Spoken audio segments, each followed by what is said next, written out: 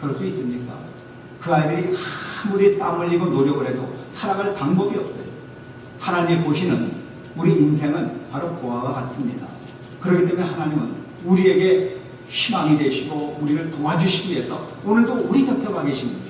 예수님을 보내주신 하나님께서 이 시간에도 성령을 보내주시고 성령께서 우리의 연약함을 도와주시려고 오늘 말씀을 듣는 저와 여러분들 사이에 이 시간에 공간으로 이 시간에 가득하게 오셔서 저와 여러분들을 지금 흐뭇한 눈으로 보시고 계십니다.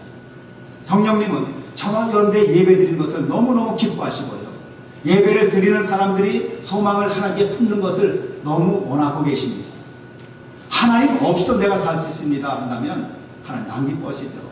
그런 사람들을 우리는 소위 그냥 교인이라고 말합니다.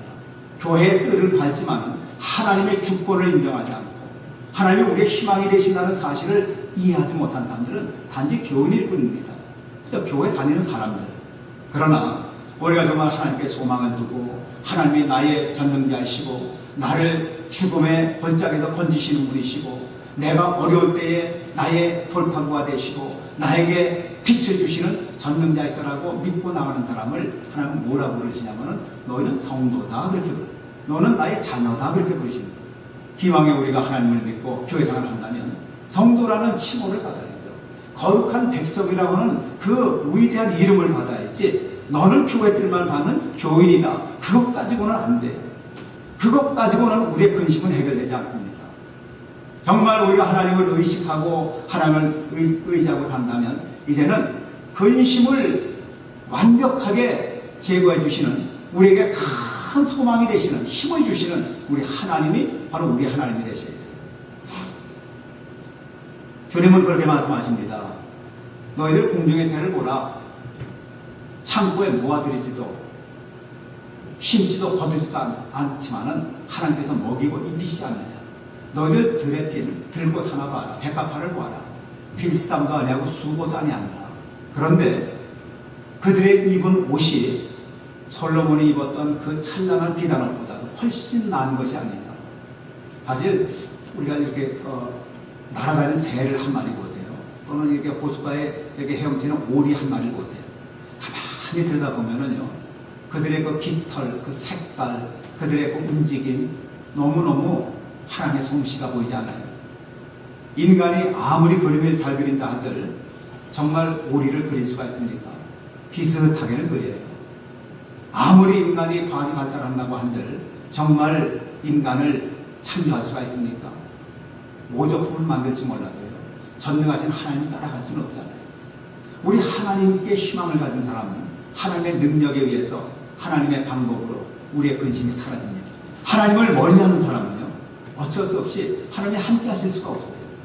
그래서 백합화를 보라, 들의 백합화를 보라, 또 모든 그 공중에 나는 새를 보라. 심지도 거두지 않는데 너희 천국에서 먹이고 입히시거늘 너희들 왜 근심하느냐?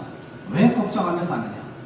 그리고 결론이 뭐냐면요, 너희를 먼저 희망을 주시는 하나님의 나라와 의를 구하라. 하나님과 함께 하자는 생활입니다. 하나님과 함께하면 그것이 바로 승리하는 삶이고 모든 근심을 이기는 원동력이 바로 하나님께서 나온다는 것입니다. 여러분, 근심거리가 있습니까? 이제는 희망의 주님께 맡기시는 거예요. 내 남편이 내 말을 잘 안 듣습니다. 가정이 화목하지 못합니다. 그게 근심거리입니까? 그렇다면 그것을 그 근심을 이길 힘을 주시는 하나님께 가지고 나오십니다. 여러분이 왜 응답 못 받습니까? 왜 문제가 해결 안 됩니까? 간단합니다. 제가 며칠 전에 제가 어떤 분이 그러시더라고요. 집이 왜 안 팔린 줄 아십니까? 간단합니다. 그래요. 그러시더니 집값 싸게 내놓으면 팔립니다. 그러시더라고요. 그거 맞는 말이에요. 이유는 분명히 있습니다. 우리가 왜 문제 해결이 안 됩니까? 하나님 앞에 내 문제를 내놓지 않았기 때문이에요. 하나님 앞에 문제를 내걸기만 하면은 우리에게 힘이 되시는 하나님께서 어찌 그 문제 해결 안 해주시겠어요? 너희가 얻지 못하면 구하지 아니하며요. 구하여도 얻지 못하면 정욕으로 구하기 때문이다. 분명합니다. 우리가 무엇을 구할 때에 구하는 것을 하나님은 반드시 들어주시려고 지금도 이 자리에 천군 천사를 대동하시고 천사들을 대동하시고 지금 이 자리에 충만하십니다. 저와 여러분들이 정말 구하는 어떤 소원이 있다면 하나님 앞에 믿음을 가지고 구하십시오. 그러면 하나님은 저와 여러분들에게 소망의 응답을 주십니다. 이것이 하나님의 결론입니다. 하나님은 만월의 여김을 받지 않습니다. 하나님은 빈말하지 않습니다. 우리 인생은 수없이 빈말하고 수없이 번복하고 수없이 마음도 바뀌고 어제의 마음이 오늘 또 그냥 막 죽을 듯 변화되는 것이 우리 인생의 마음이지만 하나님의 마음은 태초부터 지금까지 단 한 번도 변화되지 않습니다. 그걸 어떻게 아느냐고요? 믿음으로 알죠. 하나님이 하나님이십니다. 그래서 우리의 모든 근심과 염려는 이제 우리 하나님께 맡게 하는 겁니다. 왕이 우리의 느림의 근심거리는 왕 앞에 가지고 나와서 해결됐습니다. 그것은 왕의 능력이 아니라 배후에서 왕을 다스리시고 왕의 마음을 움직이시고 왕의 마음에 위로도 주시고 왕의 마음을 완악하게도 하시고 때로는 왕의 마음에 불쌍한 마음도 갖게 하시는 그 하나님이 배후에 계시기 때문에 느헤미야는 아닥사스다 왕의 그 면전에서 수심 어린 근심을 보였지만은 그 목숨이 살아날 뿐만 아니라 오히려 예루살렘 성벽은 수축되고 성문은 다시 닫아지는 놀라운 축복을 받습니다. 인생의 모든 근심 하나님께 갖고 가야 살아납니다. 바울은요 그렇게 말합니다. 세상적인 근심이 아니라 하나님의 뜻대로 근심하라. 세상 근심은 이미 하나님께서 너희들 다 근심을 하십니다. 근심을 하되 어떤 근심을 하냐면 하나님이 원하시는 근심을 하라. 참 얼마나 귀한 말씀인지. 사도 바울은 그 비결을 배웠던 것 같아요. 그래서 사도 바울은 자기의 먹고 마실 것, 자기의 가정을 갖는 이런 일에 대해서 기도한 것이 아니라 하나님의 뜻을 구했습니다. 하나님, 내가 지금 어떻게 해야 됩니까? 하나님, 내가 지금 이런 어려움에 있는데 하나님의 뜻을 가르쳐 주십시오. 여러분, 하나님의 뜻은 실패하지 않기 때문에 하나님의 뜻을 구하는 사람은 반드시 이깁니다. 그러나 하나님의 뜻이 아닌 것을 내가 요구해서 나의 욕심이나 정욕으로 구할 때는요, 우리의 그 근심은 영원히 사라지지 않습니다. 그렇기 때문에 우리 주 안에서 우리 하나님께 맡겨야 됩니다. 한나는 고민이 많은 여인이었습니다. 예, 남편에게 사랑을 받았지만은 아들을 낳지 못해가지고 굉장히 본인나라고 하는 자기 남편의 후처죠. 그러니까 자기의 이제 그 경쟁자나 마찬가지. 본인나는 아들을 낳는데 한나는 아들이 없어요. 얼마나 고민이 많습니까? 그 피눈물이 나는 것 같아요. 여인이 이렇게 그 옛날 시대에는 아이를 낳지 못하면은 그 아이를 낳은 첩이 발질합니다. 나는 아들 낳았는데 당신은 뭐냐? 그럼 이제 그 가정에 막 풍파가 일어나거든요. 그럴 때 한나가 어디를 찾아갑니까? 하나님을 예배하는 그 하나님을 제사장에게 찾아갑니다. 하나님께 나아가서 하나님 앞에 눈물을 뿌리면서 하소연합니다. 하나님께 자기의 근심을 맡깁니다. 하나님은 마음이 너무 약하세요. 하나님은 당신 앞에 나와서 기도하는 사람들을 절대로 공수로 보내지 않습니다. 어떤 기도를 할지라도 하나님은 반드시 어떤 방법을 통해서 응답해 주시는 것이 하나님의 약속입니다. 그러므로 저와 여러분들이요, 어떻게 희망에 하나님께 나갑니까? 기도하는 거예요. 우리는 끊임없이 기도합니다. 새벽제단 기도합니다. 금요제단 기도합니다. 기름의 주일날 나와서 기도합니다. 기도는 하나님의 희망의 문을 여는 열쇠입니다. 그 희망의 문이 열리기만 하면 우리의 근심은 눈 녹고 사라지는 거예요.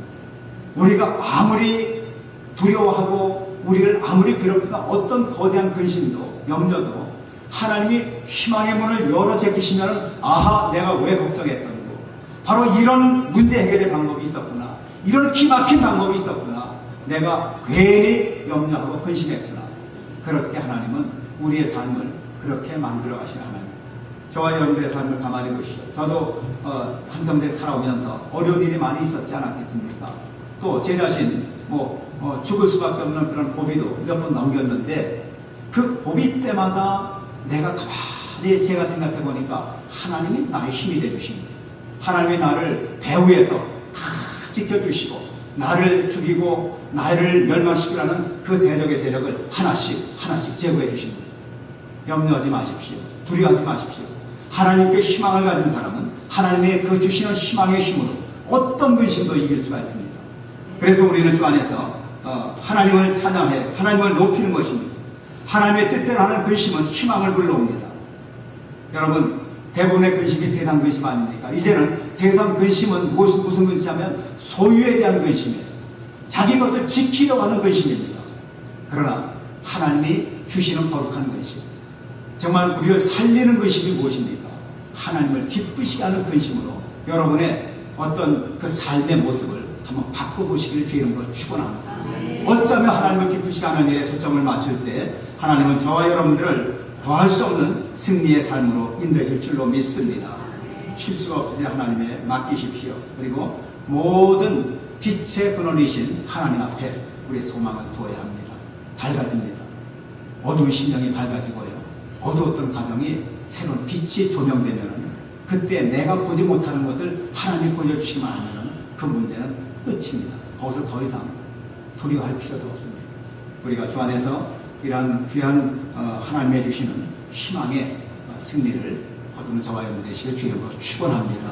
잠시 기도하시겠습니다. 거룩하신 사랑의 주님, 우리는 수많은 일 때문에 근심할 때가 많고 그 근심이 아버지 우리의 삶을 황폐하게 하고 우리의 믿음을 아버지 주저앉게 만들고 하나님도 천국도 수많은 좋은 것들도 성경의 말씀도 다 헛것같이 여겨질 때가 아버지 때때로 있습니다.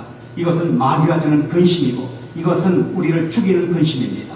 하나님 아버지, 우리의 소망 되시는 주님 앞에 아버지 우리가 모든 것을 걸 수 있는 결단과 믿음을 우리에게 허락하여 주시옵소서. 희망은 근심을 이기는 하나님 전능자의 힘이 되심을 믿습니다. 아버지 하나님, 우리가 희망을 붙들고 있는 한 하나님은 결코 우리를 버리지 아니하시고 끝날까지 우리를 지켜주심을 믿습니다. 지금 현실적으로 고난받고 있는 성도들, 질병 때문에 고난받고 있는 성도들이 희망의 주님을 바라보며 치료하시는 여호와 라파를 바라보며 하나님 앞에 기도할 수 있게 도와주시옵소서. 하나님께 부르짖는 자들이 되게 하여 주시옵소서. 하나님의 놀라우신 능력의 손에 우리 함께 하심을 믿습니다. 우리 주 예수 그리스도의 거룩하신 이름으로 간절히 기도드리옵나이다. 아멘.